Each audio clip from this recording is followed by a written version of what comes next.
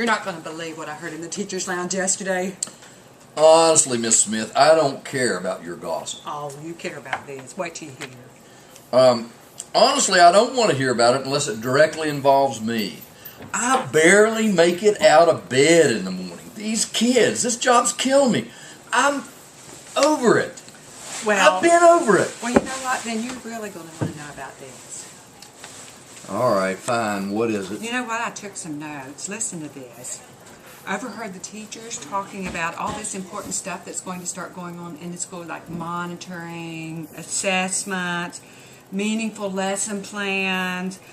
And they were talking about all these new programs that they're implementing just because they want to give us more and more to do. But don't worry, I'm going to get all the inside scoop, and we're going to make sure that none of this stuff happens. Finish the following sentence. If my school were an animal, it would be a because. What kind of question is that? I thought this was going to be an interview about myself as a teacher, not about some metaphorical poet, blah, blah, blah.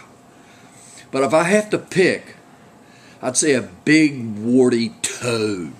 Because all we do around here is hop from one thing to the next, just the next thing coming. Okay, well, what about traditions? Traditions are significant, singular events that have a special history and meaning, occur year in and year out. They're part of the history of the school and tie people to its cultural roots. Give me an example of one of your school's traditions and why it is important to you and your staff.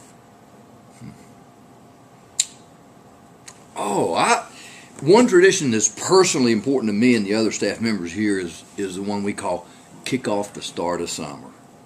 This, of course, is during the last several days of school where the entire school spends the day playing games outside. We go out onto the football field and just eat lunch from the grill, and we watch movies in class. And, well, unfortunately, it can't last several weeks or months of school. Anyway, this is supposed to show the kids that all of us teachers aren't ogres, you know, and to congratulate them for making it through the year. I don't think it's fair enough because the teachers don't get something to congratulate us for surviving the school year. But nonetheless, I enjoy it, and unfortunately for other staff members and myself, these days go by really quick, if you know what I mean. That's very interesting. The last question. Leaders can take on 8 different roles: historian, anthropological detective, visionary, symbol, potter, poet, actor, and healer. Which role or roles do you feel you take on?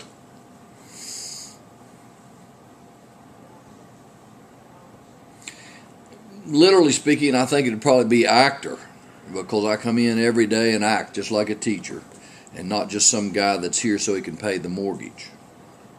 Now, speaking of which, is our interview done? Because I'm pretty sure I'm not getting paid for this. I think you would make a very good actor, sir. I'm so excited to talk to you today. Great. I have a few questions I'd like to ask. Awesome.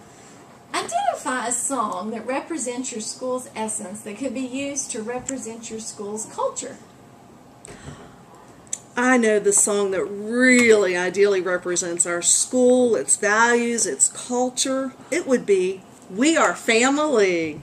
Now, you might laugh at that. I know it sounds maybe a little corny, but, you know, it's said that there's strength in numbers. And there cannot be strength unless everyone's working together and sharing a common goal. At my school, we strive to work together. Do we always get there? Well, not quite, because, you know, there are a couple staff members that maybe are just a little harder to collaborate with than others. But there are many like me who strive to turn our school into a home away from home. And I'll tell you, my favorite line in that song, it goes like this: "We share the world's delight, high hopes we have for the future, and our goals in sight." The students of this school are my world's delight, and I feel that if we work together, then together we will have a bright and successful future at our school. That is great. We also talk about stories being key cultural elements, and they serve many purposes.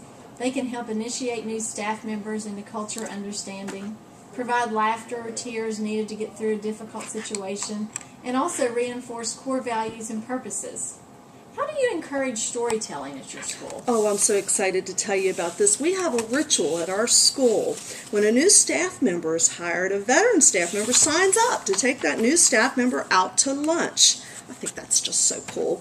This allows the new employee to meet at least one person before they even start, and allows them to feel welcome. But most importantly, it gives them an opportunity to be told the history of our school, the formal and informal values and norms, and our beliefs and our accomplishments and our awards and our students and our teachers and what all they've done, and the traditions that we hold very close to our hearts here. But it also allows time for storytelling. I feel that stories, both positive and negative, can express our underlying key values and our strength to overcome obstacles. I love to tell stories, especially about students. I feel the stories that I tell serve as a reminder that we can and do make a difference in the lives of our students. And it keeps the history and the culture of our school alive. And it prevents it from getting lost in the past. That's an excellent example of how important stories are to our culture.